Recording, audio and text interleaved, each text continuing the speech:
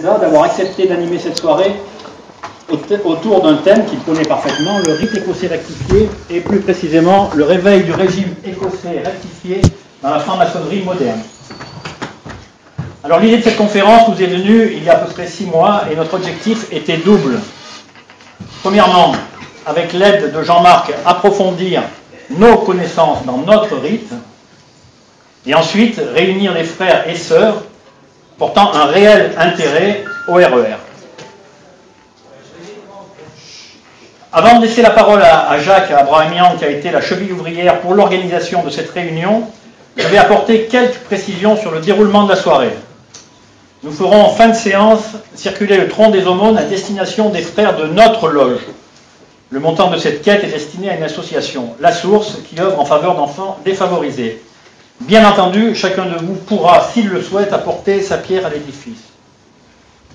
Et avant de nous retrouver autour d'un banquet frugal et fraternel, nous formerons la chaîne d'union, puis partagerons le pain et le vin pour ceux qui ne resteraient pas avec nous, mais tous ensemble, bien sûr. Eh bien, merci et bonne soirée.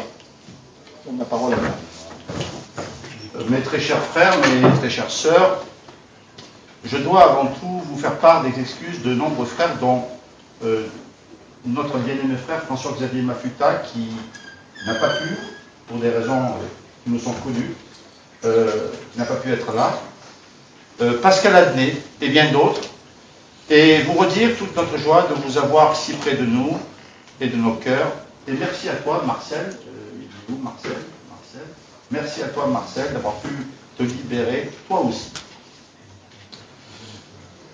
Pour les êtres de désir que nous sommes tous devenus, depuis que nous avons un jour reçu le titre intéressant de frère ou de sœur, le sujet du réveil du régime écossais rectifié dans la franc-maçonnerie moderne, unissant dans un même élan toutes les sensibilités villermosiennes, nous rappelle l'essence même de la rectification qui se caractérise par un enseignement fondé sur le christianisme transcendant, que nous expliquera sans doute tout à l'heure, christianisme non dogmatique, fidèle à la loi de grâce de l'Évangile et aux vérités de la sainte religion chrétienne, qui relève enfin des voies secrètes d'une tradition et de la sainte doctrine parvenue d'âge en âge par l'initiation jusqu'à nous, et d'un ordre sublime qui se rattache à celui primitif, essentiel et fondamental qui lui a donné naissance, et dont l'origine est si reculée qu'elle se perd dans la nuit des siècles, qui fut, hélas, au début du VIe siècle, enfouie dans des abîmes comme le feu lumineux au fond d'un puits.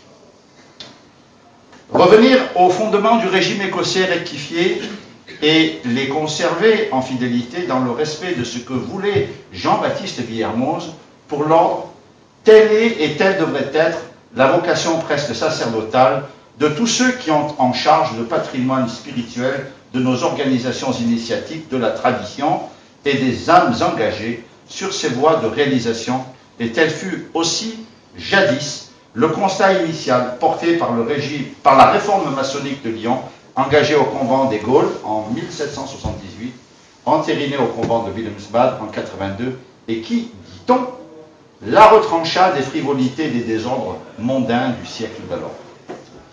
Au temple de Rieux, nos chers frères lyonnais recevaient notre invité le 28 janvier dernier pour le premier volet historique et doctrinal de notre sujet, qui nous résumera, soyons-en sûrs. À travers ses recherches, ses ouvrages, Jean-Marc Livenza, qu'on ne présente plus, tant ce qu'il dit, écrit et professe le fait si parfaitement, situera ce soir le régime écossais rectifié par sa spécificité et sa doctrine dans la recherche et les attentes actuelles et croissantes d'une maçonnerie de plus en plus spirituelle. Comment le réveil du régime écossais rectifié dans la franc-maçonnerie moderne peut-il aujourd'hui, par sa doctrine, son enseignement, sa transversalité, répondre et satisfaire cette quête d'espérance et d'unité? Merci Jean-Marc de nous avoir donné envie de partager cette espérance et de répondre aux questions qui te seront posées ici et tout à l'heure lors de notre banquet frugal et fraternel. Et merci à vous toutes et à vous tous pour votre présence et votre chaleureuse amitié fraternelle. Tu as la parole, Jean-Marc. Merci.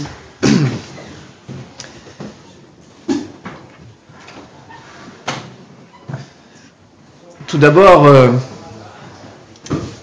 heureux de vous retrouver ce soir les uns et les autres, têtes connues ou nouvelles, réunis sur le thème magnifique s'il en est, proposé par nos amis qui nous invitent, nos amis et frères, le régime écossais rectifié au sein de la franc-maçonnerie moderne.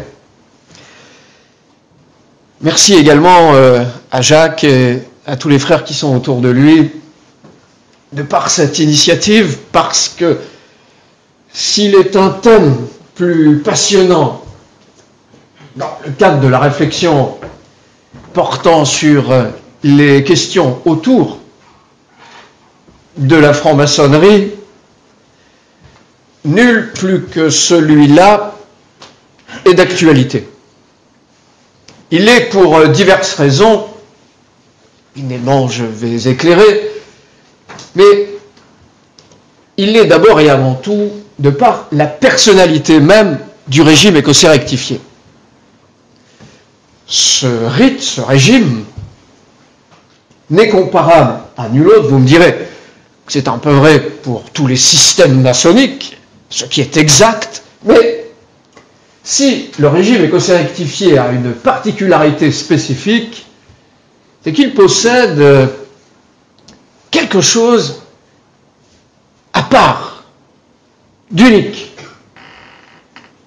Et ce quelque chose d'unique, nous le partageons les uns et les autres en commun comme un patrimoine, mais également comme un dépôt, un héritage des siècles dont il va falloir nous demander si nous savons le faire fructifier, si nous l'avons mis dans un coffre, ou dans un placard, ou sur une étagère, ou sur une simèse pour le contempler comme un beau tableau, ou si au contraire, nous le travaillons, nous considérons que ce n'est pas simplement un bibelot.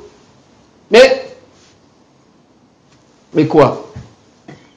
Eh bien, un vrai chemin initiatique. Chemin initiatique, et oui, on est en franc-maçonnerie, puisqu'on parle du régime écossais rectifié. La première question qu'il faut se poser lorsqu'on aborde le regard d'un système et d'une voie, c'est: est-ce que ce système ou cette voie est réellement initiatique? Est-ce que il y a une capacité opératoire et transformatrice à l'intérieur? Cette première question est suivie d'une deuxième. Qu'est-ce que l'histoire nous a amené sur ce rite? Et l'histoire nous rappelle un élément que dans nos régions, nous ne pouvons oublier, puisque au XVIIIe siècle a retenti dans la bonne ville de Lyon, réunie par Jean-Baptiste Villermoz, ces quelques paroles qui me semblent importantes de rappeler. Des loges entières, dans diverses contrées, sentant la nécessité d'un centre commun, se réunirent et coopérèrent à la formation de divers orients. C'était déjà de leur part un grand pas vers la lumière. Mais à défaut d'en connaître le vrai point central, vous savez que le point le plus important du triangle, c'est le centre.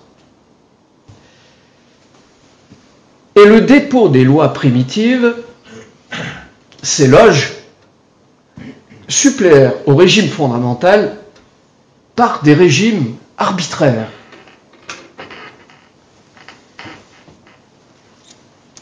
La réaction des loges qui se sont réunies à ce dépôt fondamental ont eu le mérite d'opposer un frein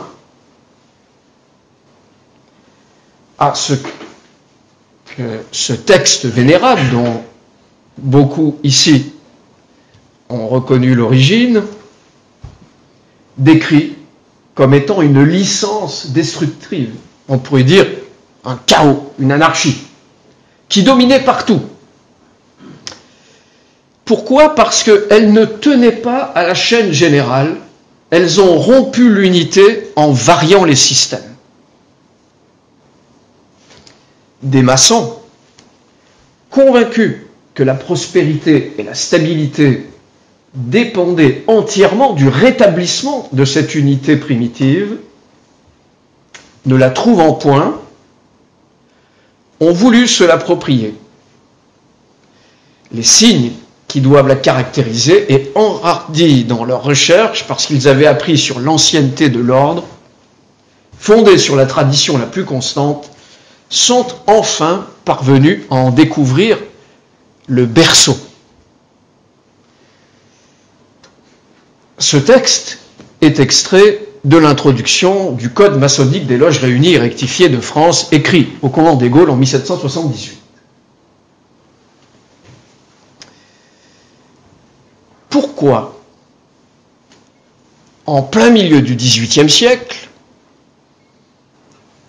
si l'on veut comprendre ce que l'on est et ce que l'on fait aujourd'hui, pourquoi en plein milieu du XVIIIe siècle, à l'initiative évidemment de Jean-Baptiste Villermoz, ces loges se sont réunies et se sont rectifiées pour s'engager dans un système qui était embryonnaire, dont on ne connaissait presque rien.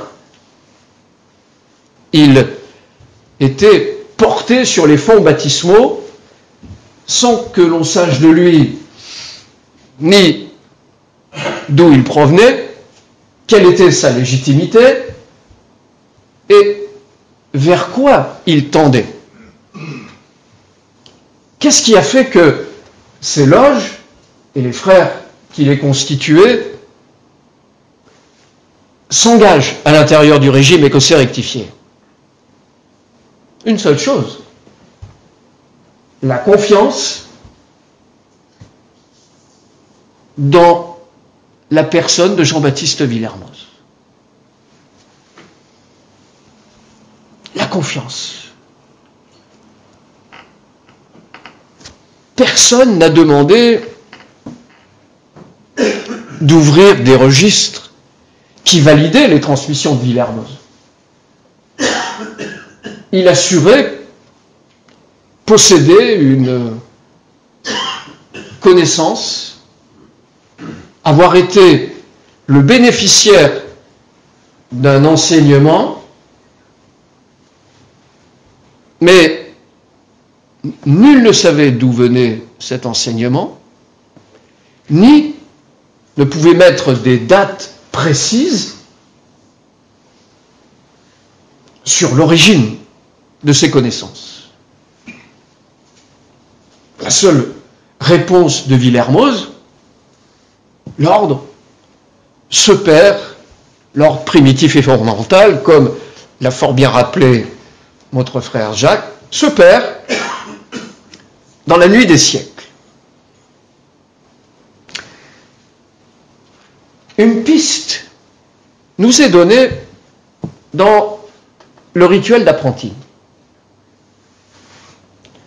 Rappelez-vous, dans l'instruction par demande et réponse. Question: mon frère, qu'est-ce que la franc-maçonnerie?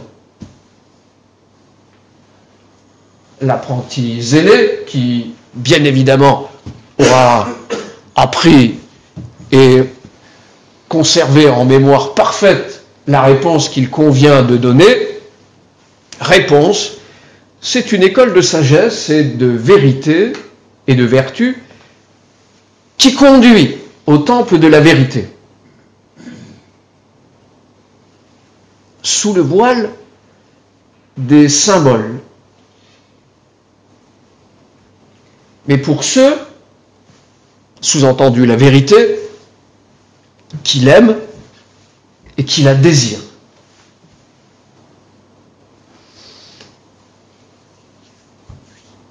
Il y a une seconde question qui vient immédiatement après, et que je trouve absolument pertinente, et qui montre l'intelligence prodigieuse de Jean-Baptiste Villermoz. Mais quels sont ces mystères, sous-entendu, ces voiles qui cachent le temple de la vérité? Ces mystères sont l'origine, la fondation et le but de l'ordre. On est au grade d'apprenti, on est en train d'expliquer à quelqu'un qui a peut-être quelques heures, parce que je vous signale que ces instructions doivent quand même être lues après chaque réception, même s'il faut un peu empiéter sur les agapes et faire souffrir un peu les estomacs, mais bon, à ce moment-là, il est important de faire entendre des vérités extraordinaires. Quelqu'un qui vient du monde profane, pris sans doute par 1001 préoccupations, d'un coup on lui parle du temple de la vérité, des voiles qui les recouvrent et des mystères que sont l'origine, la fondation et le but de l'ordre.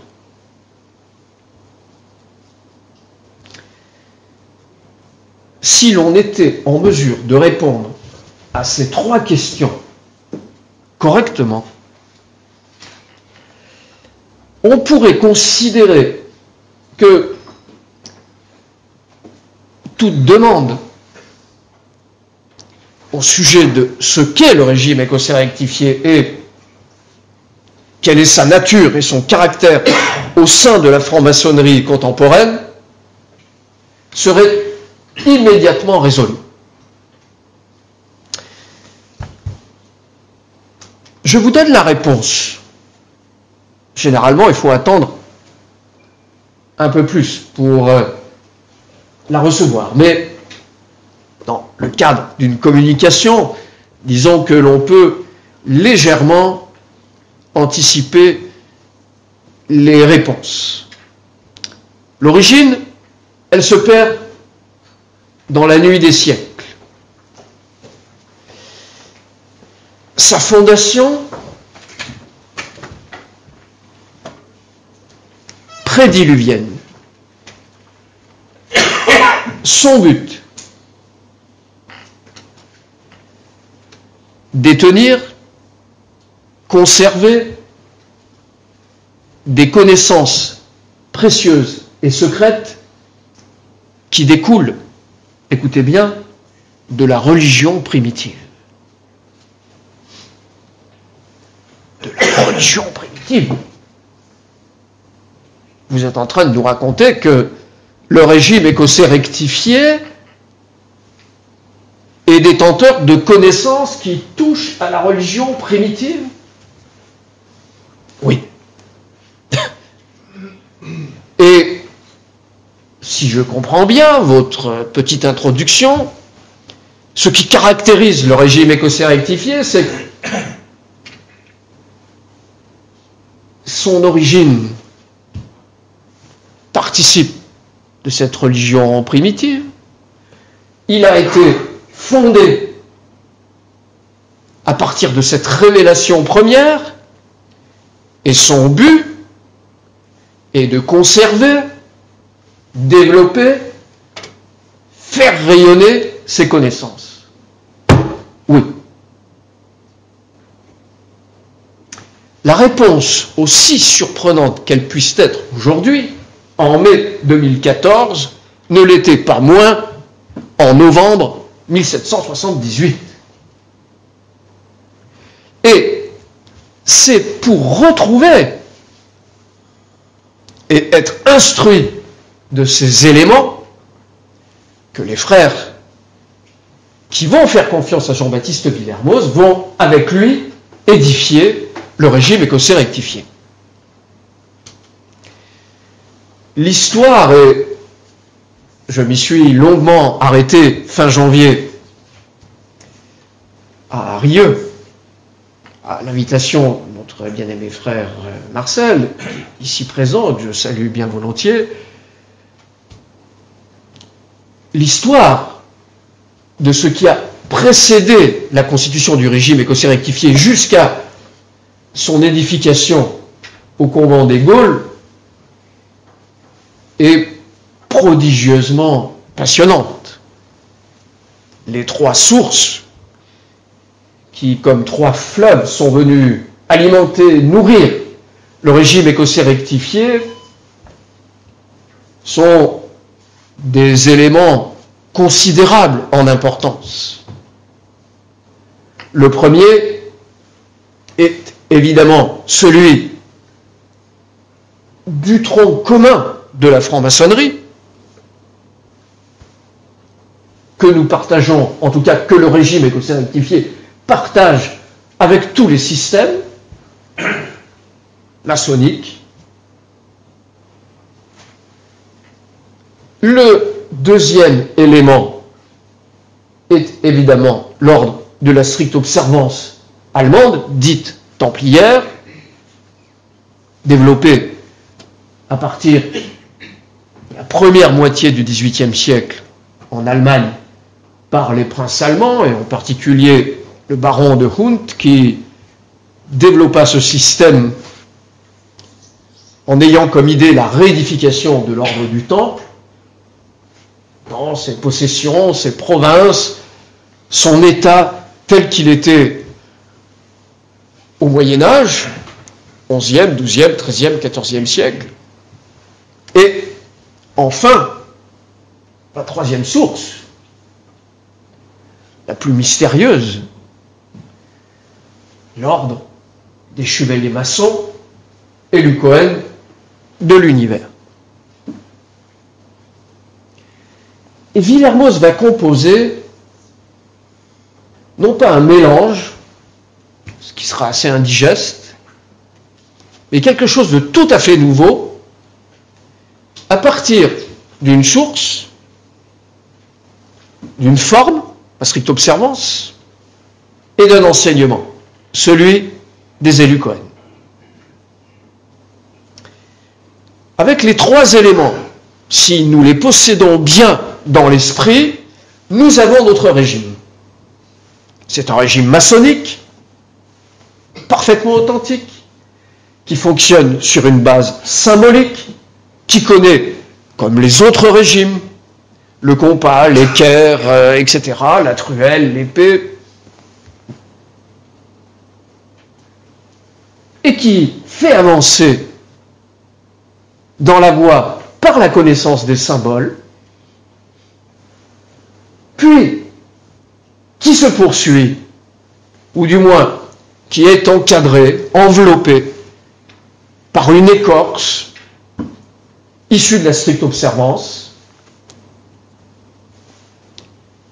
qui possède son langage, ses décors, ses usages, ses dénominations en provinces, qui sont en réalité les provinces de l'ordre du Temple, à l'époque où il existait en Europe, qui sont de nouveau en usage à l'intérieur du régime rectifié, et en particulier un ordre d'essence chevaleresque, qui a vocation à gouverner la structure entière, et dont le rôle est de veiller sur l'état des loges, être attentif à leur bon développement, à leur fécondité, et qui a aussi l'autorité sur le régime. C'est quelque chose que l'on va retrouver dans quelques instants lorsqu'on va essayer de comprendre comment le régime écossais rectifié vit à l'intérieur de la franc-maçonnerie, ou, pardon, devrait vivre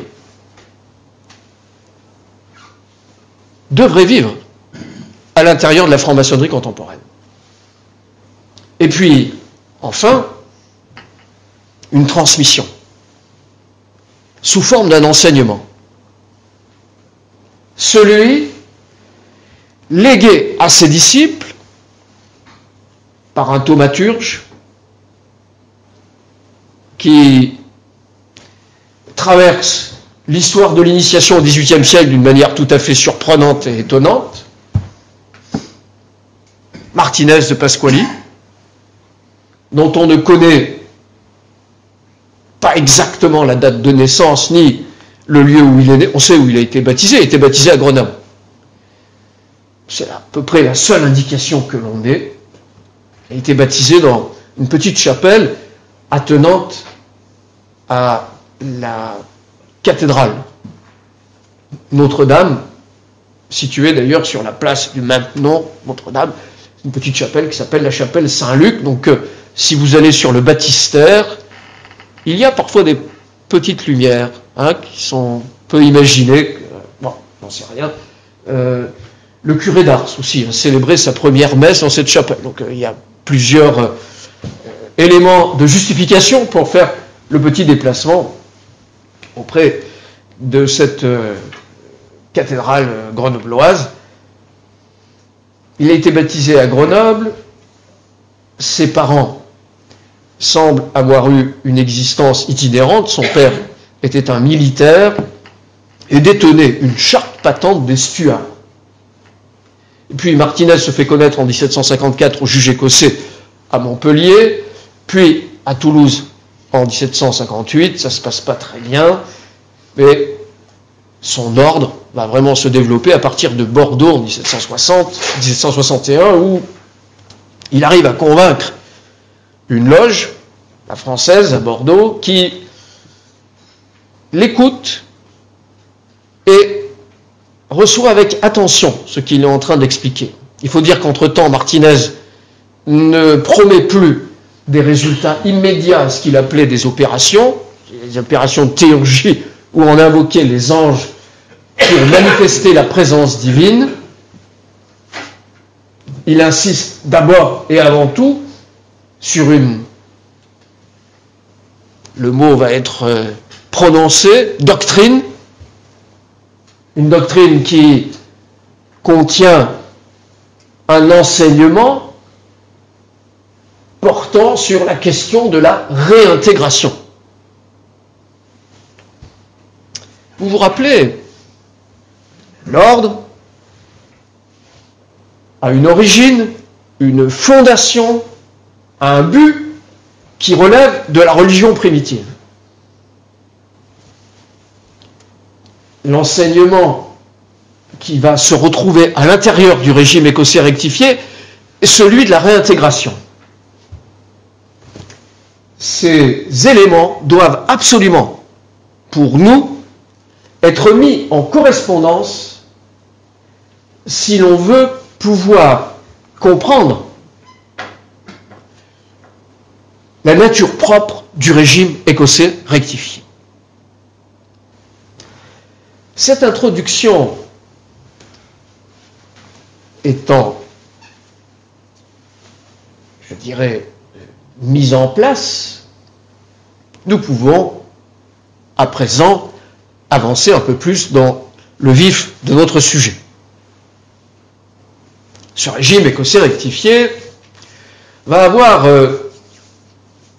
un devenir, disons, incertain, puisque dès la Révolution française, qui viendra porter un coup brutal à son développement, les loges vont peu à peu, les unes derrière les autres, fermer, être mises en sommeil, comme on dit, et ne se réveiller de manière très parcellaire par rapport développement extraordinaire qui avait été le sien avant la Révolution.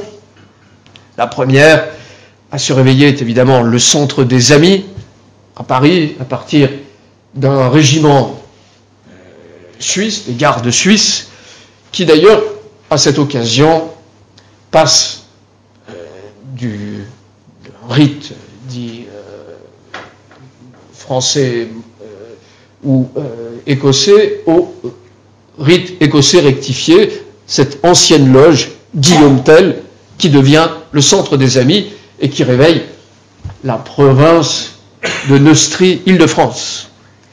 Et ce n'est pas pour rien d'ailleurs que ce Centre des Amis, où que ces loges se trouvent, porte toujours le numéro 1, à cause précisément de cette histoire. Puis la région du Midi, Marseille, puis la Bourgogne, jusqu'à ce que l'Occitanie ne se réveillera pas. C'est une province qui, ni la Septimanie, ne reviendront pour Septimanie de manière un peu plus rapide, mais l'Occitanie, globalement, la province ne se réveillera pas. Mais la Bourgogne et l'Auvergne sont pleinement réveillées après la Révolution, vont travailler un certain temps, et hélas, dès l'existence de Villermoz, quelques années avant sa disparition, les premiers signes de fragilité commencent à se présenter, et immédiatement, Villermoz, qui est l'intelligence prospective, dit il faut sécuriser le rite et confie à Joseph-Antoine Pons la capacité à faire perdurer le régime écossais rectifié par-delà les siècles.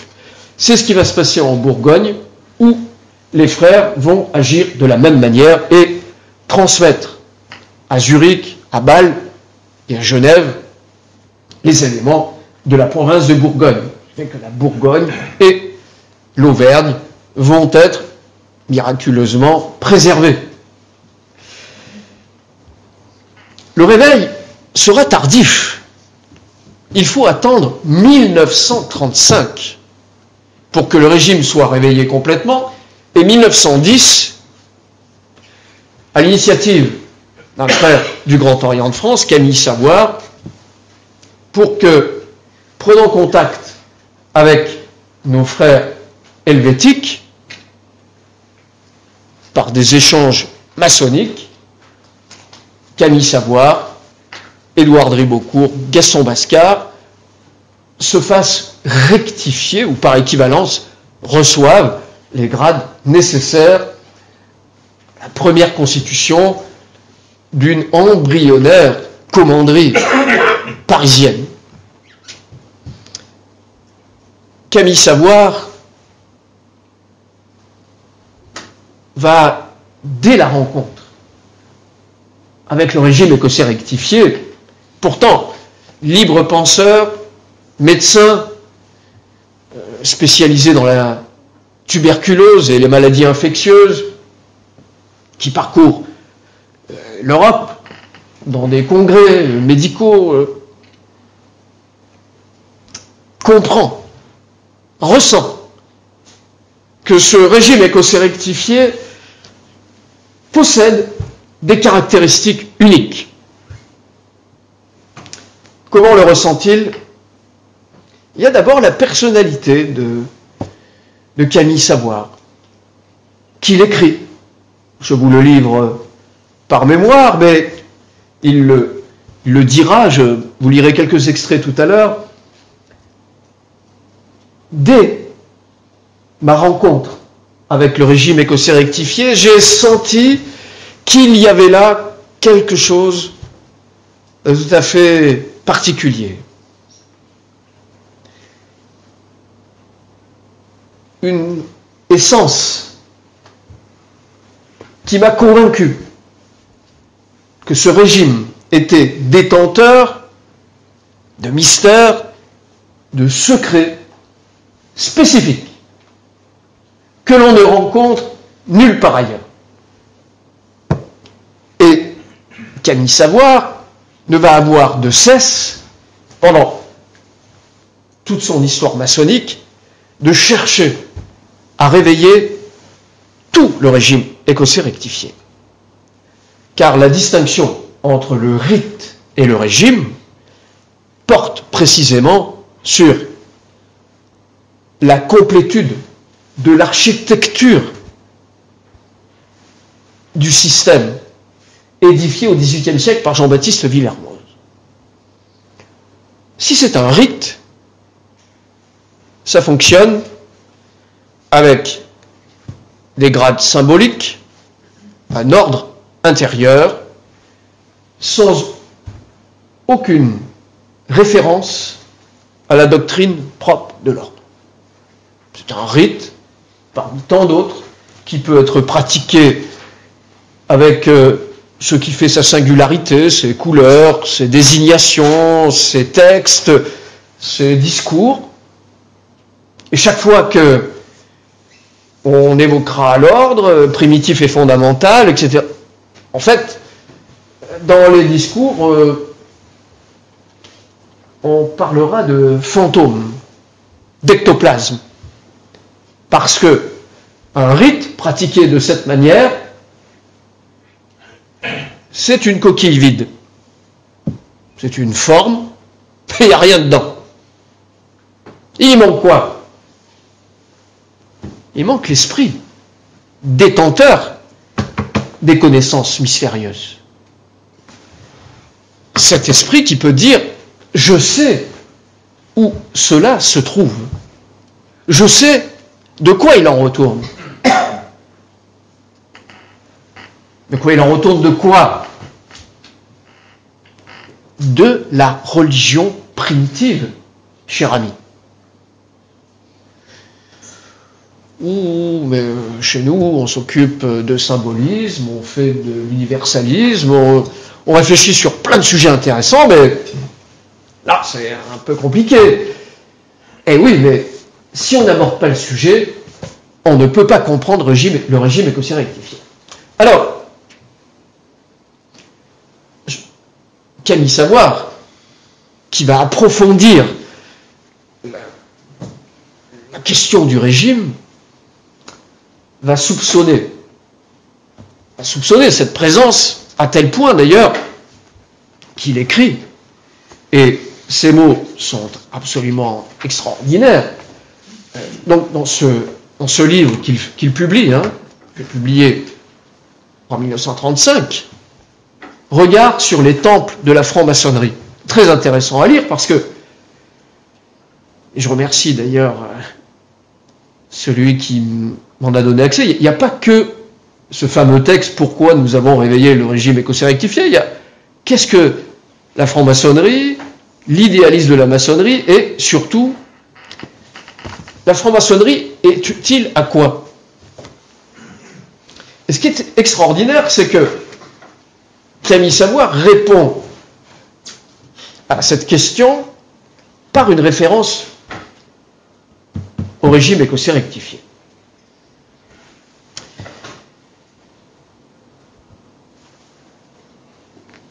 Camille Savoir dit cette chose que je trouve tout à fait extraordinaire.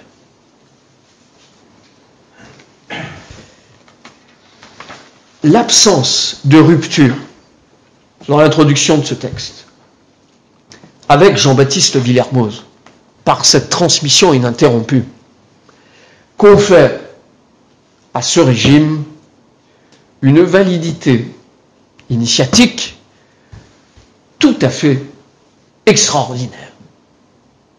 Et nous reliant à Jean-Baptiste Villermoz, nous relie à ce que Jean-Baptiste Villermoz voulut faire pour le régime au XVIIIe siècle.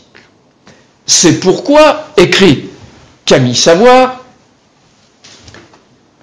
nous souhaitons nous constituer en grand directoire des Gaules, consacré par le grand prieuré d'Helvétie, Et nous voulons exercer notre rite avec une indépendance rituelle absolue à tous les degrés. Et s'il le faut, à l'époque, il n'y a pas encore eu de rupture avec le Grand Orient de France. Hein. Et s'il le faut, la représentation des degrés supérieurs de notre ordre au sein du Grand Collège des rites, où serait maintenue une section du régime rectifié, mais avec autorité complète sur le régime du premier au dernier grade. Les ateliers symboliques, conformément aux décisions du convent de Lyon et du convent de Wilhelmsbad, sont placés du point de vue rituel et de l'organisation sous l'autorité uniquement de l'ordre intérieur du régime.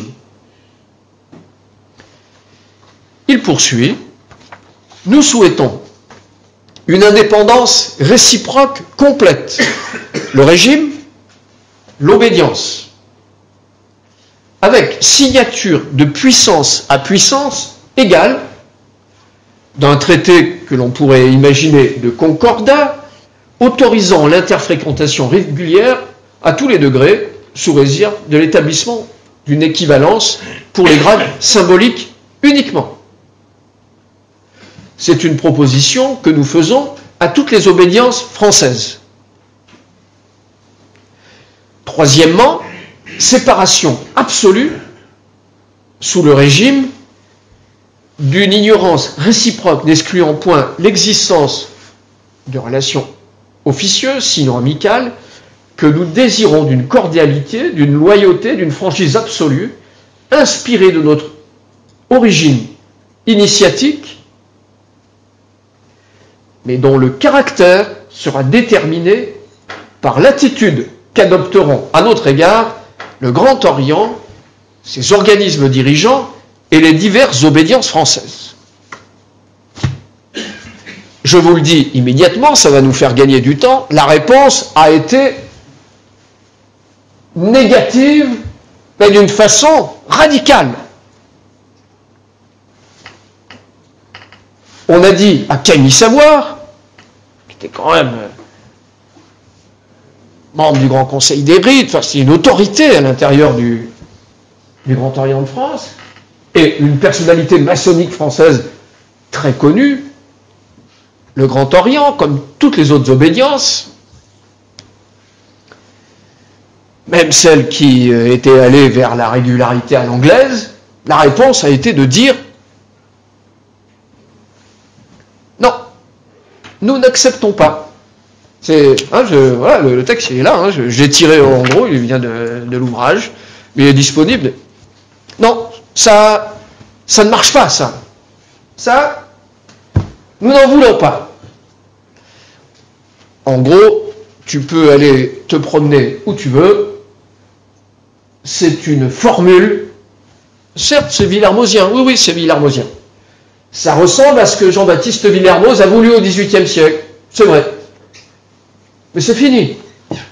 Ce sont des chimères illusoires aujourd'hui. La franc-maçonnerie ne fonctionne plus sur ces critères. Eh bien, Camille Savoir, par obstination, diront certains, et je n'hésite pas à dire par merveilleuse persévérance.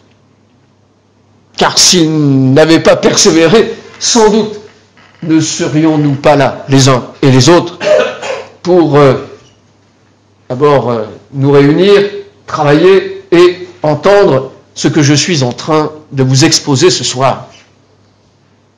Son extraordinaire persévérance va aboutir à ce qu'après le refus de 1934, brutal, hein, je vous fais l'économie des courriers reçus par par Camille Savoir, mais c'est quand même assez fort de café, comme on dit, hein, c'est assez relevé. Eh bien, voyant que toutes les portes se fermaient, Camille Savoir prend la décision d'appeler les frères du Grand Prieuré d'Helvétie, de manière à réédifier, réveiller le régime complet. Après, on va dire que le dernier passage de relais est 1828, vraiment officiel, de la Bourgogne, puis 1830 de la province d'Auvergne, puis 1830, même si du côté de Besançon, au Grand Orient de France, le régime avait continué plus ou moins à travailler. Réveil à Paris, Villa des Acacias, à Neuilly, sur Seine, lors d'une réunion de la préfecture de Genève, datée des 20 et 23 mars 1935, constitution du Grand Directoire des Gaules, qui prend autorité sur tout le régime, sur tout le territoire français.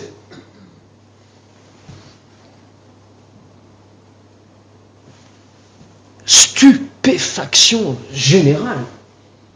Comment il a osé?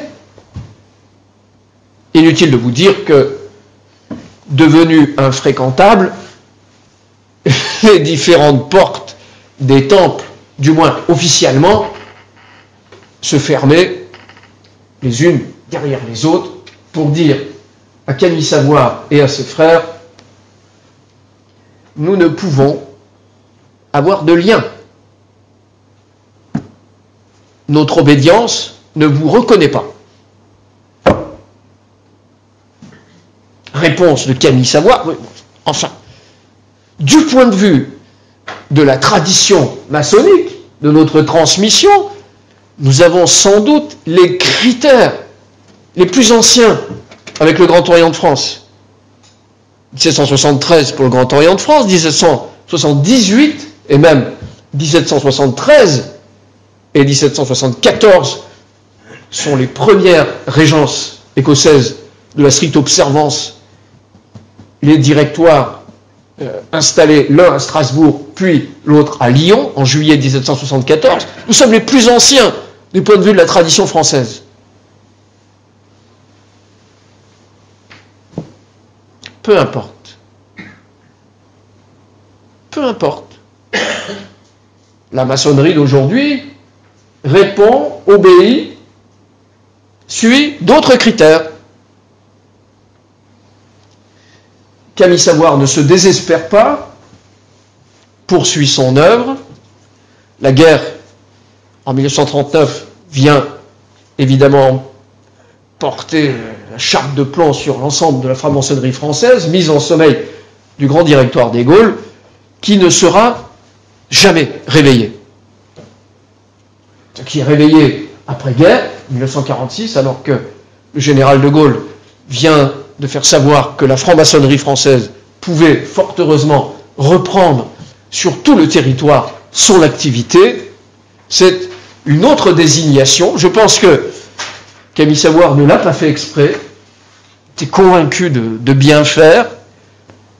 Une autre désignation qu'il va déposer à Nanterre le 15 décembre 1946 sous le nom Grand Prieuré des Gaules, qui ne figure absolument pas sur la charte constitutive du réveil de 1935.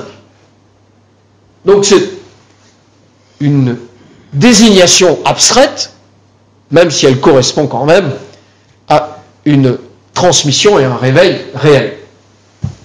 De 1946 à aujourd'hui,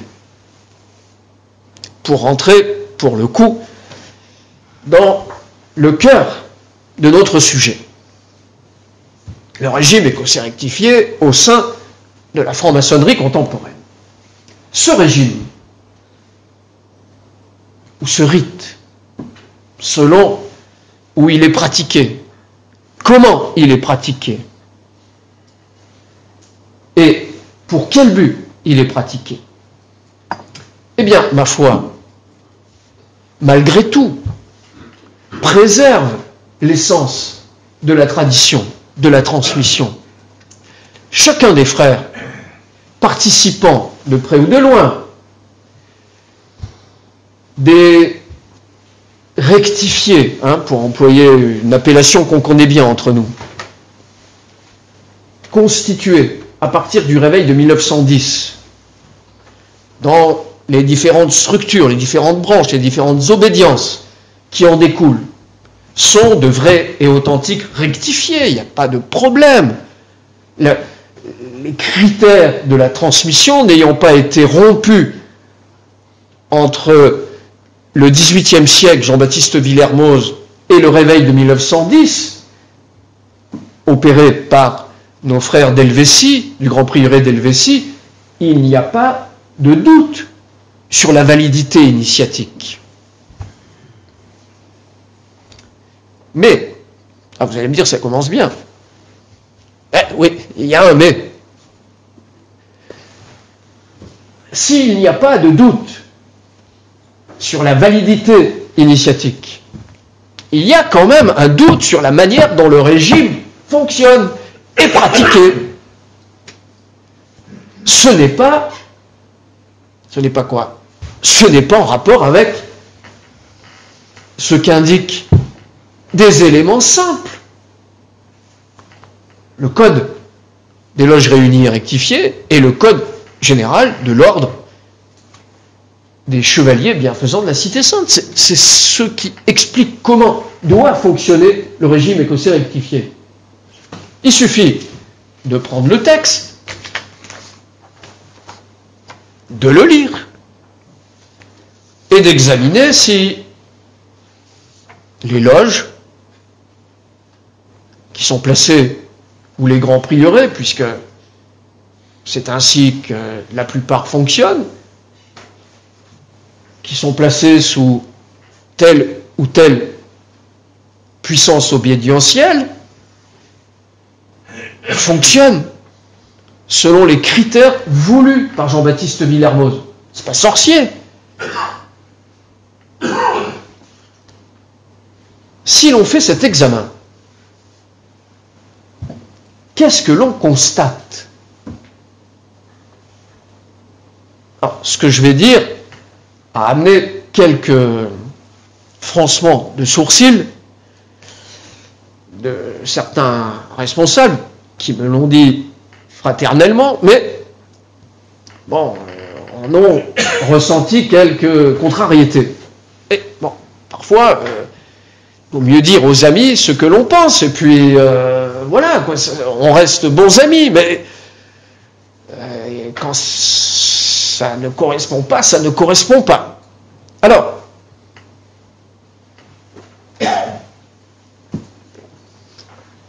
un élément simple, un critère facile. Avez-vous toute autorité sur la pratique du rite du premier au dernier grade ostensible? Deuxième critère, fonctionnez-vous sur une maçonnerie en 4 grades, telle que Jean-Baptiste Villermoz l'avait souhaité? Puisque vous savez qu'au régime écossais rectifié, un maître au 4e, c'est pas un maître au 3e. Au 3e, il lui reste encore plein de choses à voir. Il n'est pas fini, il n'est pas complet. C'est pas un maître parfait. Il n'est pas élevé au sublime grade de maître au régime écossais rectifié.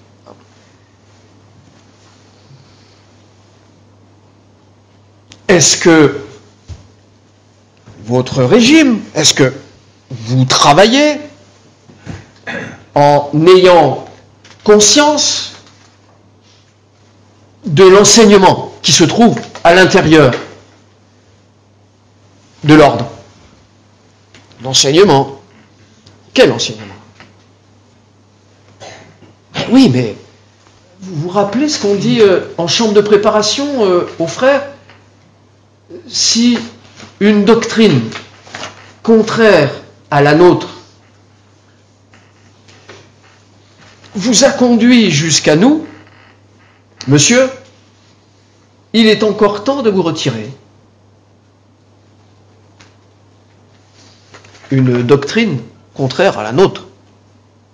C'est ce que dit le frère préparateur, quand il doit aller en chambre de préparation.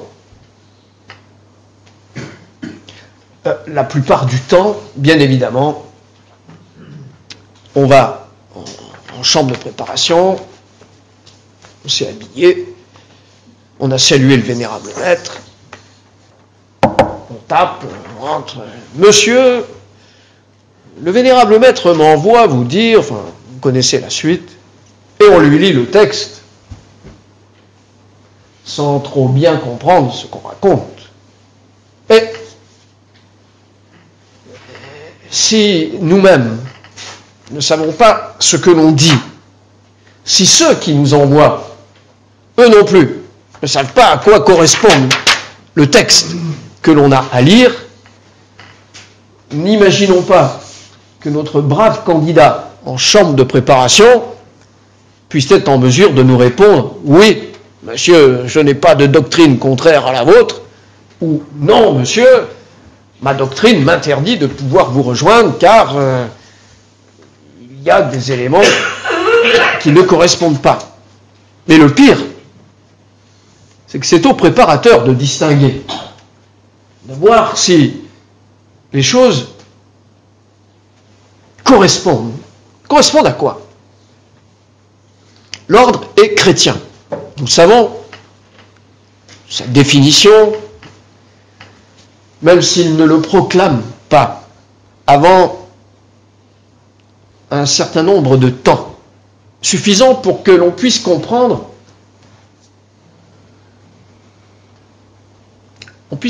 ce que Joseph de Maistre appelait une doctrine méconnue qui constitue le christianisme transcendant. Bien sûr, l'ordre est chrétien, mais il est détenteur de connaissances qui aujourd'hui soit sont oubliées par les églises, soit sont mises à l'écart, à part, au prétexte que ces affirmations contredisent certaines positions arrêtées officiellement lors des conciles.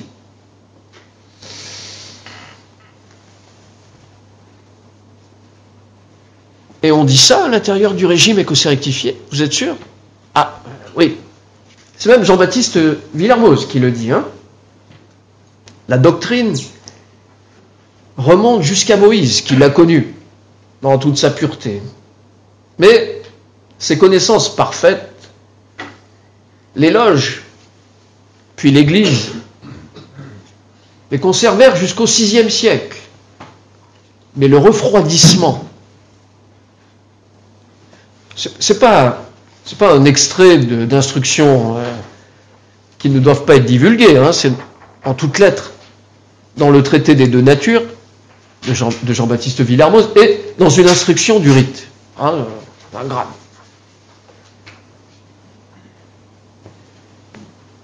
À cette époque, au VIe siècle, le souvenir de ces connaissances s'est affaibli. Et ce qu'il restait d'initié, au moment où ces connaissances ont été condamnées, se retirèrent dans le secret. Mais ces connaissances, elles, se sont perpétuées sans interruption pendant tous les siècles du monde. Et elles demeureront, car tous les ouvrages que Dieu crée demeurent à perpétuité et nous ne pouvons rien ôter à ce que Dieu a créé. La question qu'il importe de se poser pour nous est de savoir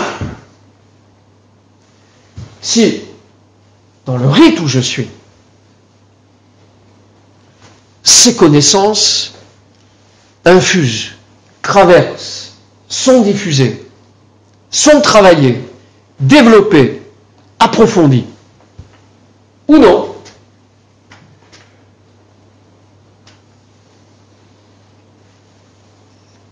c'est le troisième point, après les critères, je dirais un peu, non pas administratifs, mais en tout cas d'architecture de l'ordre, et ce point-là, le troisième, c'est le plus important.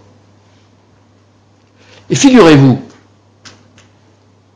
qu'à cette question, les deux premières, c'est négatif très vite. Et la troisième, pour les structures examinées, sans désigner évidemment strictement personne ce soir. Quelle a été la réponse? Eh bien, elle se décline de manière différente. La plus aimable, je dirais au fond, la plus excusable, celle qui pourrait nous conduire à la plus grande sympathie, et nous ignorions qu'il y avait ces éléments à l'intérieur du régime écossais rectifié. Bon, c'est dommage. Vous l'avez reçu ainsi de vos anciens, vous avez continué à le travailler de cette manière, on ne peut pas vous jeter la pierre. Peut-être avez-vous manqué quand même de discernement et d'envie d'approfondir ce qui vous a été transmis par les siècles, ou par l'histoire. Mais bon, voilà. Réfléchissez. Posez-vous la question, maintenant que vous l'avez entendu. Approfondissez, voyez. Voilà. Deuxième type de réponse. Ça commence à être un peu délicat.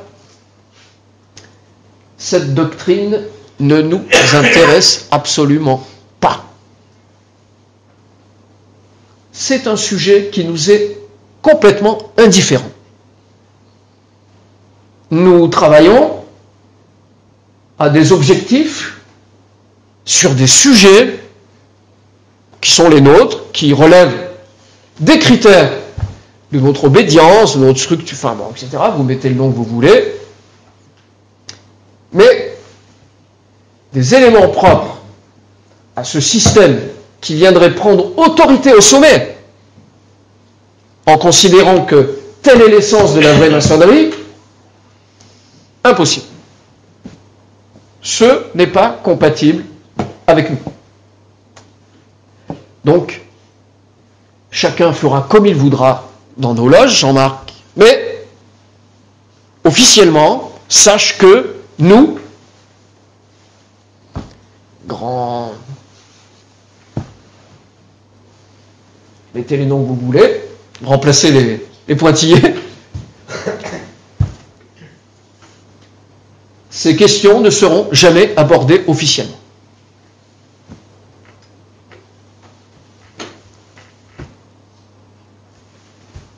Ma réponse à l'une de ces attitudes a été de dire, mais vous êtes sûr,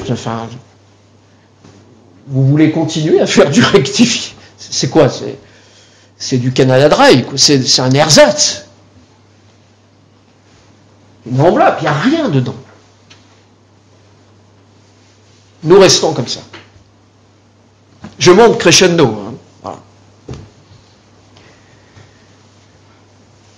La troisième réponse, beaucoup plus grave.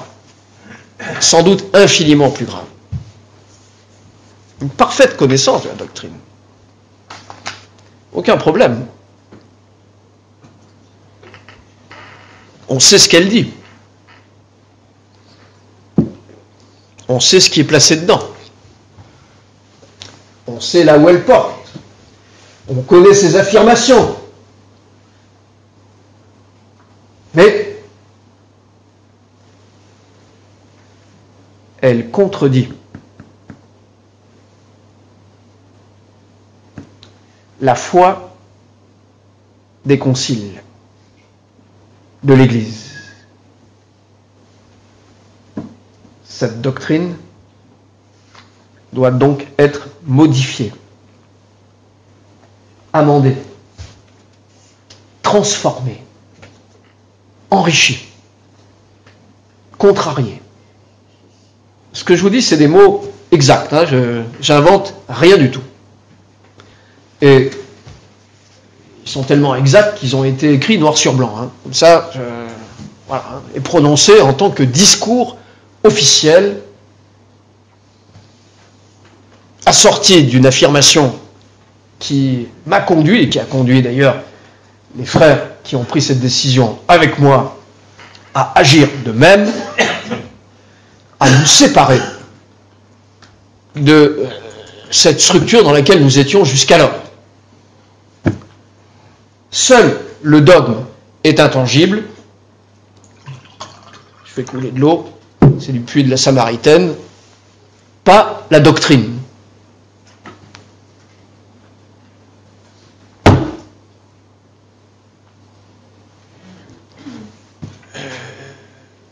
Oui, j'entends, mais c'est un discours que je veux bien entendre dans ma paroisse, je veux bien entendre à l'église, d'un prêtre, d'un évêque, d'un membre du Saint-Office, d'un cardinal, du pape même, s'il le faut. Mais d'un responsable du régime écossais rectifié, de quelqu'un qui, théoriquement, est là pour veiller sur les connaissances secrètes du christianisme, perdu depuis le VIe siècle. C'est Joseph de Metz qui écrit. Hein. C'est invraisemblable, ça n'a pas de sens.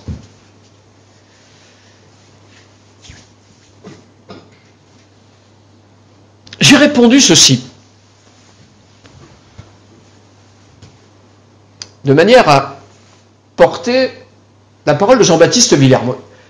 Cette doctrine ayant toujours été la base des initiations, les sages qui en étaient parfaitement instruits eurent grand soin de l'enseigner à leurs disciples, et ce ne fut qu'après les avoir préparés qu'ils leur découvraient la seule route qui peut conduire l'homme vers son état primitif. Ma question a été: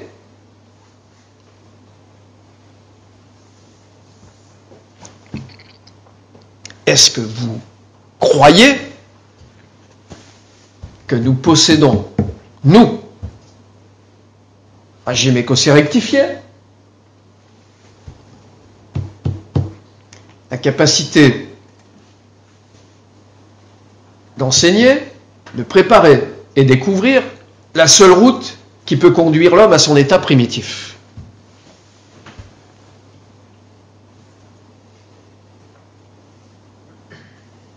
Réponse: non. On ne peut pas admettre ça. On ne peut pas y croire. On ne peut pas l'affirmer. Alors je vais vous dire la fin de la phrase aussi. Parce que comme ça, vous allez comprendre, qu'en me répondant par la négative, ce que vous niez. Et rétablir dans leurs droits tous les descendants d'Adam, droits qu'ils ont perdus, liens qui ont été rompus, relation avec le ciel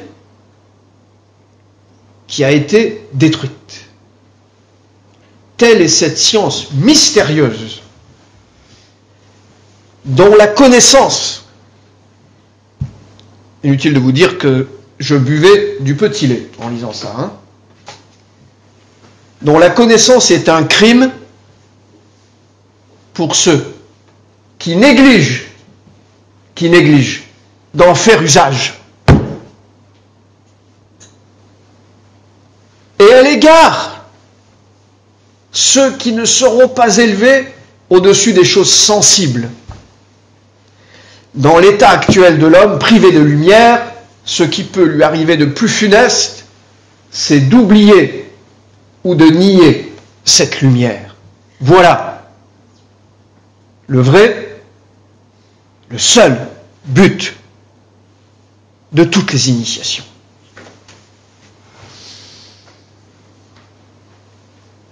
Le cœur du régime, l'essence fondamentale de notre ordre. Nié, combattu, attaqué de l'intérieur pour en modifier l'enseignement au prétexte d'une contradiction avec la dogmatique officielle des églises. Alors, je peux vous dire qu'ayant vu, constaté la situation globale et générale, et ayant pris acte de l'impossibilité de pouvoir en modifier le cours des choses, parce qu'il y a un moment, il faut réagir et puis cesser de se battre contre les moulins à vent, et puis admettre que voilà, les choses sont comme elles sont. Décision a donc été prise de refonder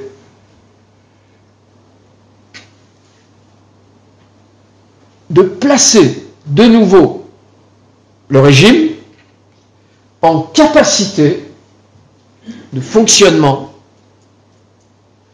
en cohérence avec ce que Jean-Baptiste Villermoz et les frères du XVIIIe siècle voulurent pour le rite lui-même. Et surtout, en comprenant que si nous ne nous battons pas aujourd'hui pour la préservation de cette sainte doctrine, de cet enseignement, de cet héritage, ce qui risque de se passer, l'accélération du temps, la puissance de dissolution, aurait dit René Guénon,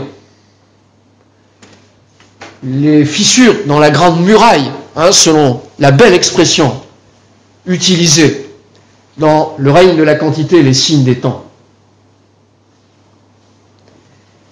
qui donne un caractère d'accélération au nihilisme, à la perte de sens, à la perte des valeurs, à la destruction de la tradition, à l'oubli des symboles, à la profanation de tout l'enseignement sacré, qui sont les caractéristiques du monde moderne. Eh bien, si nous ne réagissons pas selon nos devoirs de rectifier, de frères, à chacun des grades, de manière chevaleresque, en disant, voilà, notre réponse c'est de dire les critères, les bases du régime sont celles qui viennent d'être exposées. Vous ne les respectez pas, vous ne voulez pas les respecter, vous les ignorez, voire pire, vous voulez les combattre, alors c'est le régime lui-même, pas une structure, pas une obédience, pas une nouvelle épicerie, pardonnez-moi de l'expression, mais une nouvelle boutique qui proposerait ses services. Non, l'ordre lui-même, le régime, qui se ressaisit,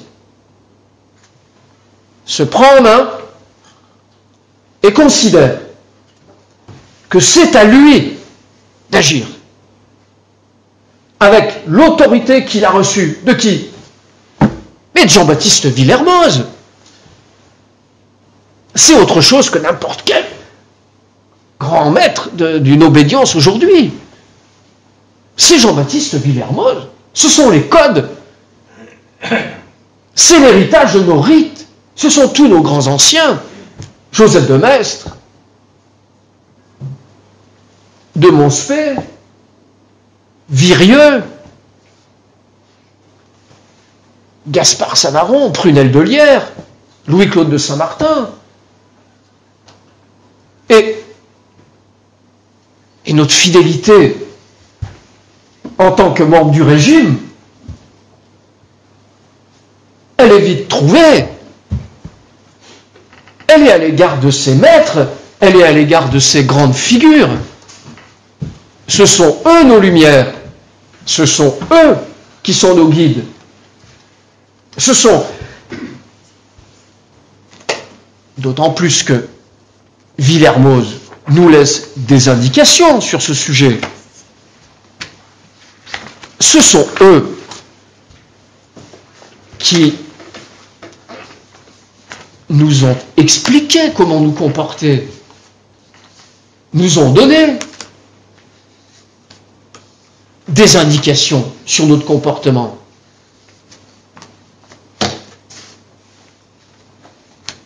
Jean-Baptiste Villermoz à Achard, lettre du 8 juillet 1804. L'esprit du régime écossais rectifié est bien différent de celui des autres. Il éprouve les bons pour les rendre meilleurs. Il élève quelquefois les faibles,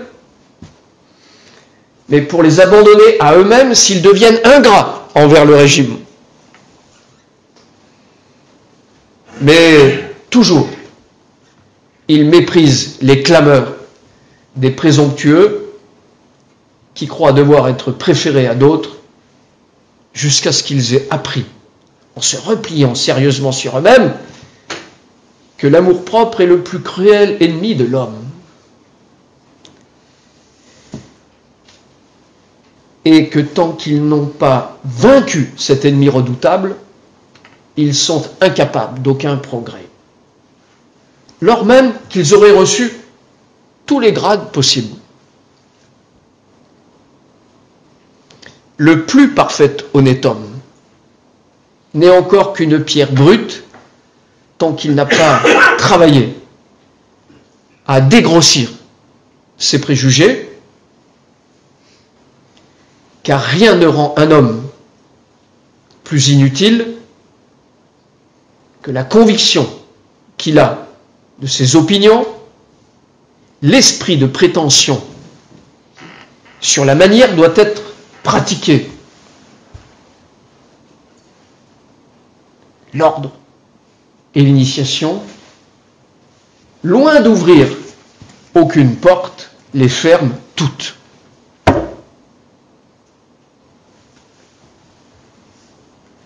Cet extrait extraordinairement utile pour nous. Car dans le cadre de notre examen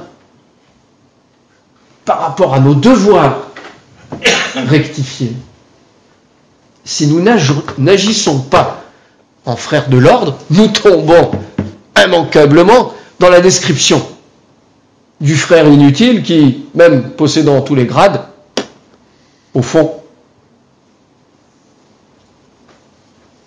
les aurait-il tous reçus? Il n'est encore qu'une pierre brute.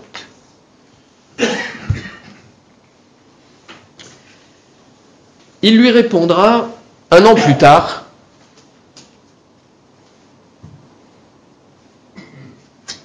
voyant la difficulté de les réveiller et de les mettre en mouvement dans l'esprit du régime. Il lui écrira à Achard cette lettre suivante. « Je n'ai plus, dit Jean-Baptiste Villermoz, ni le temps, ni la volonté d'écrire à des morts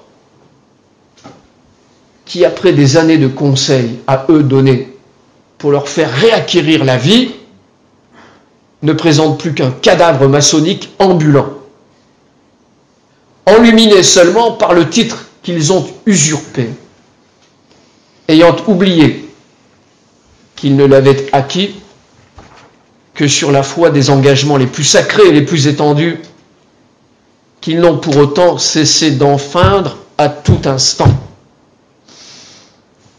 Mais vous imaginez ce que Villermoz pourrait dire en observant la situation de la franc-maçonnerie contemporaine? Il écrit ça à de braves frères de la Triple Union à Marseille, le 11 août 1805. Mais s'il voyait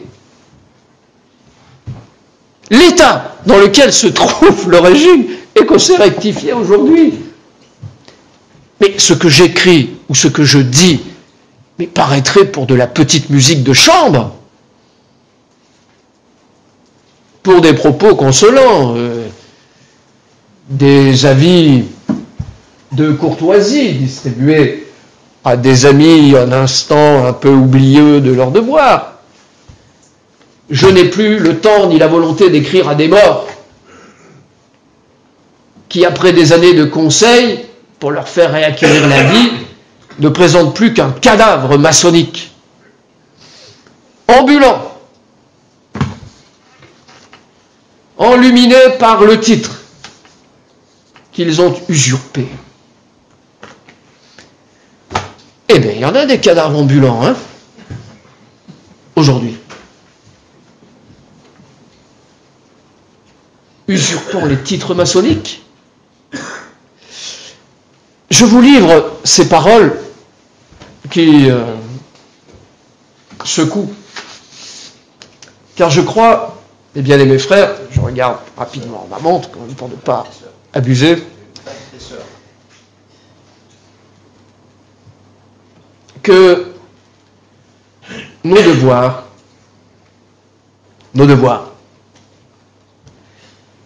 n'ont pas été pris sur une quelconque forme d'écriture qui relève d'un statut mondain.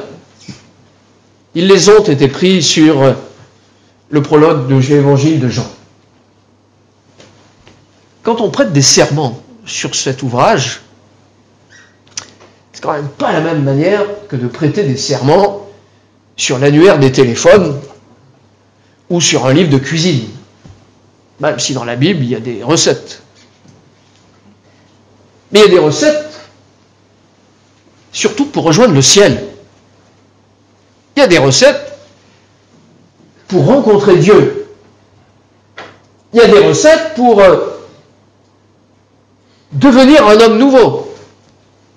Il y a des recettes pour abandonner le vieil homme et recevoir la grâce divine.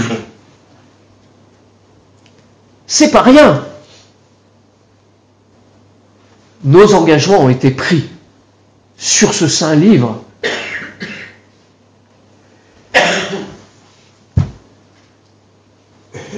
Rappelez-vous, pour ceux qui sont nés au régime écossais rectifié,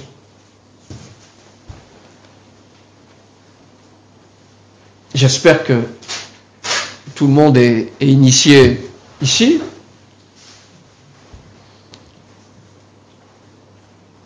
Lors d'un de vos voyages, pour ne rien trop dévoiler,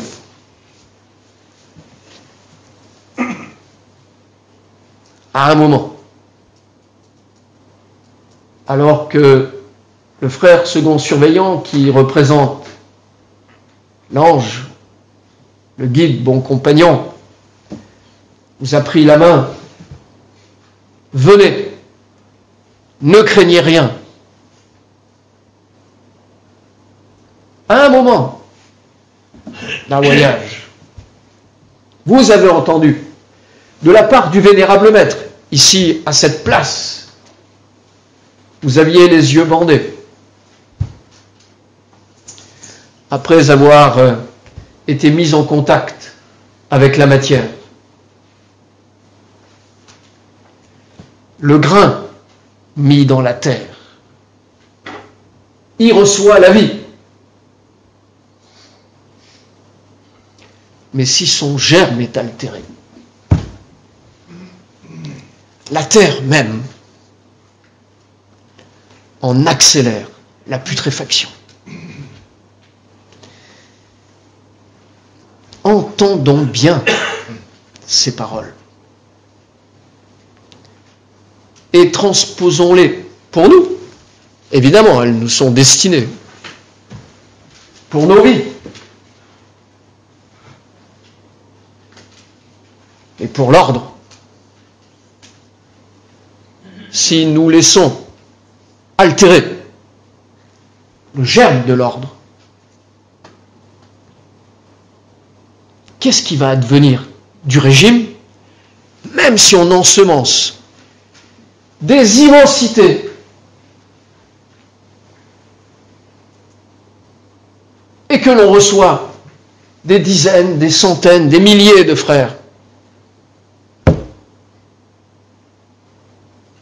Dans ce terreau, si le germe de l'ordre est altéré, oui, le temps, la terre, en accélérera la putréfaction.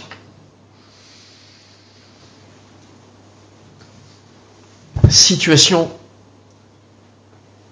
me demandiez-vous, du régime écossais rectifié au sein de la franc-maçonnerie contemporaine? La voilà. Mais en même temps, quel merveilleux projet pour nous tous, si nous le souhaitons, de prendre en considération ce que je viens d'exposer ce soir et de se dire, c'est sérieux, le christianisme primitif, les enseignements secrets, le culte premier que devait accomplir Adam en Éden, en paradis, pour la réconciliation de l'ensemble du créé, le projet de la réintégration est encore vivant. C'est le germe de l'ordre. Il est là.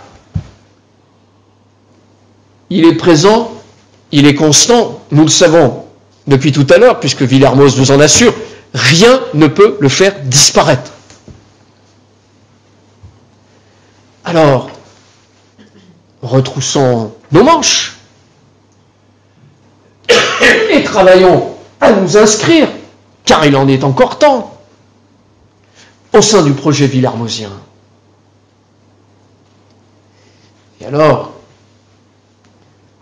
lorsque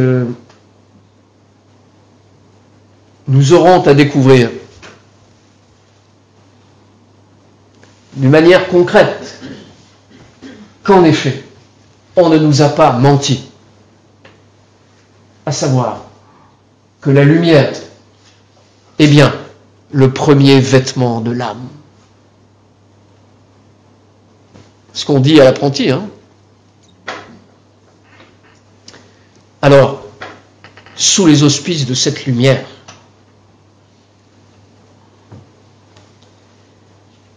convaincu que le régime peut nous y faire remonter, et pas que nous, toutes les générations d'âmes de désir, d'initiés, ici présents, et celles qui nous succéderont. Alors oui, nous saurons que ce que la divine providence a préservé patiemment, silencieusement, n'a pas été placé en vain au sein de nos loges,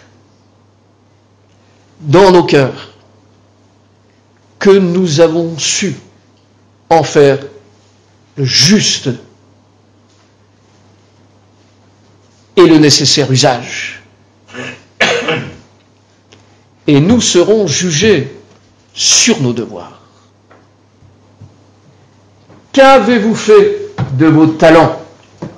Nous dira le maître.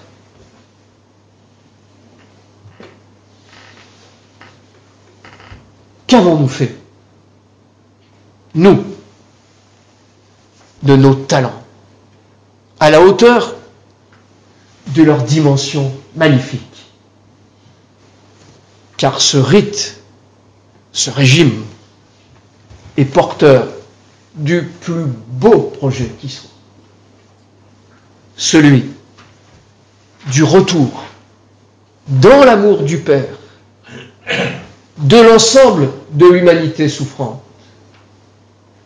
de l'ensemble des règnes de la création, l'animal, le végétal, le minéral, ayant subi les contre-coups de la prévarication et du péché originel, de la rupture adamique. Et alors, comme les enfants prodigues, oui, on dressera le festin. La table sera décorée. Et le Père, laissant ses serviteurs, s'avancera vers nous et nous recevra dans son royaume en disant, celui-ci est mon fils bien-aimé. Il y a une indication, et j'en terminerai ainsi. Malgré, et j'en remercie la bienveillance de Jacques, qui m'a laissé parler peut-être un peu plus longtemps que prévu.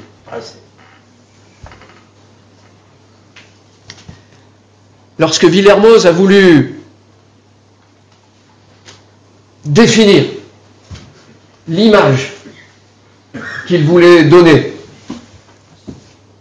au régime écossais rectifié,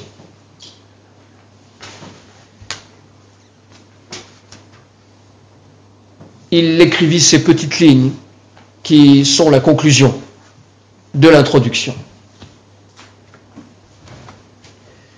Et à mon sens, elles doivent être l'image du régime aujourd'hui, à l'égard de tous, même de ceux qui pourraient avoir à notre égard quelques éléments critiques ou d'incompréhension, ce qui est toujours possible.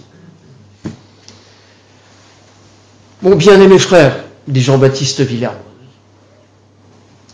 c'est en aimant qu'on se fait aimer. Et ce n'est que quand on inspire ce sentiment que l'exemple des vertus qu'on donne produit des effets salutaires et durables. Alors, mes bien chers amis, apprenons à faire aimer le régime écossais rectifié. Nous recevrons en retour de l'amour, et de cet amour, nous nous en servirons pour nourrir en fécondité le magnifique héritage que nous avons reçu des siècles, et pour placer ce régime comme la chance, la possibilité initiatique, spirituelle, religieuse, extraordinaire que l'histoire, depuis le XVIIIe siècle jusqu'à aujourd'hui, a préservé et nous a légué. Soyons à la hauteur de ce devoir, et alors, comme dit l'instruction morale, à l'égard des rois, tu iras heureux et tu rejoindras, s'il le faut, le ciel, la conscience en paix, convaincu d'avoir réalisé ta destination ici-bas. Eh bien, chers amis, ces paroles ne sont pas à prendre à la légère. C'est celles qui nous conduisent vers le point central. Vous vous rappelez, c'est ce dont on a parlé au tout début de cette intervention. Le point qui est au centre du triangle. Sur ce point, il y a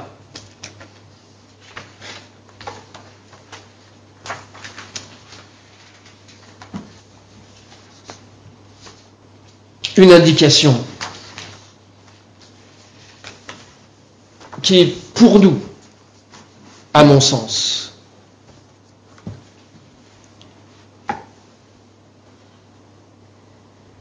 ne doit jamais être oubliée.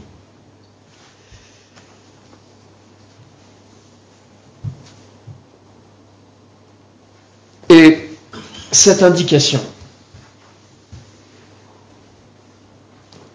nous a été donnée à la suite des voyages que nous avons effectués. C'est la dernière. Elle suit l'épreuve du feu. Un grand bruit s'est fait dans la loge. Et nous avons entendu ceci. L'homme est l'image immortelle de Dieu. Et qui pourra la reconnaître s'il la défigure lui-même?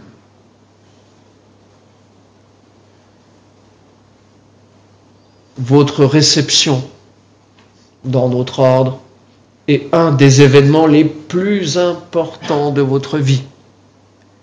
Confondu, il n'y a qu'un moment dans la foule des mortels qui végètent sur la surface de la terre. Vous venez d'en être séparés.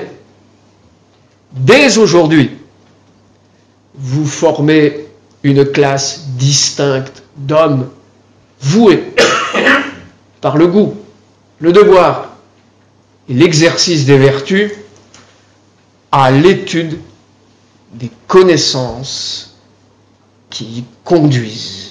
Vous voyez la lumière,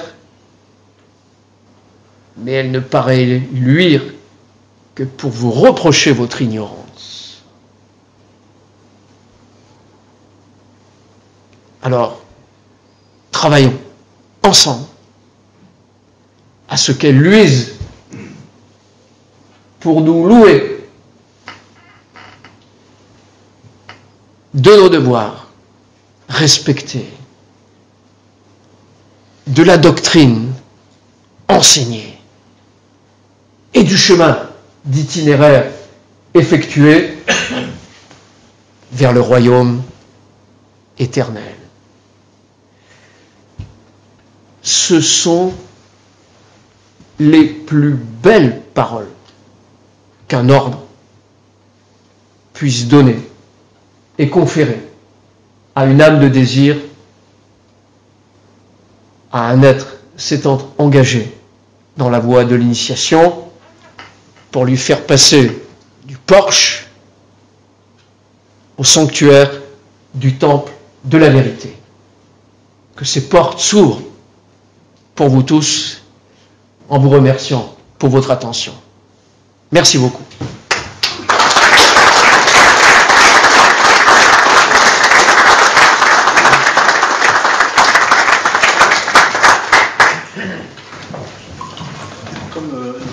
Je l'avais annoncé tout à l'heure, je vais faire passer les 30 bienveillances et puis nous ferons la chaîne du lion, si vous voulez.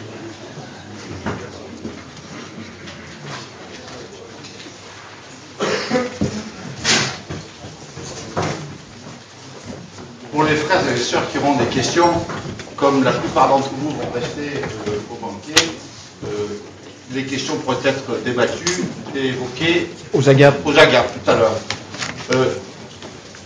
Il y a des ouvrages de Jean-Marc qui sont à votre disposition. Il peut aussi vous les dédicacer si vous le souhaitez.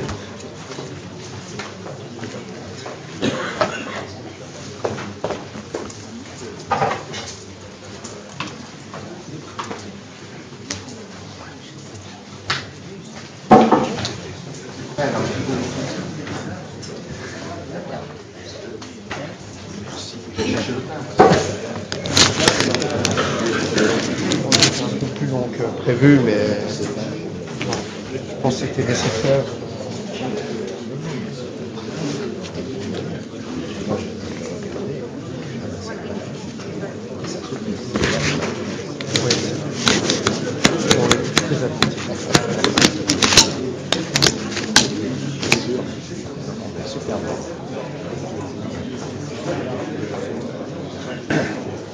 Et merci de vous donner le casque, je ne l'ai pas encore lu.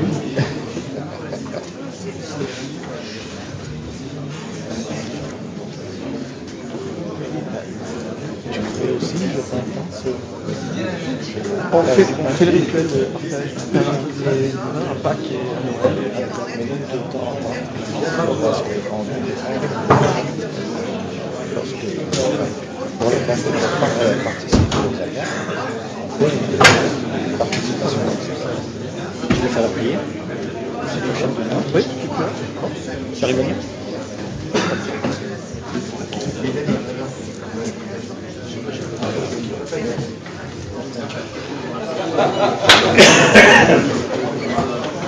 On fait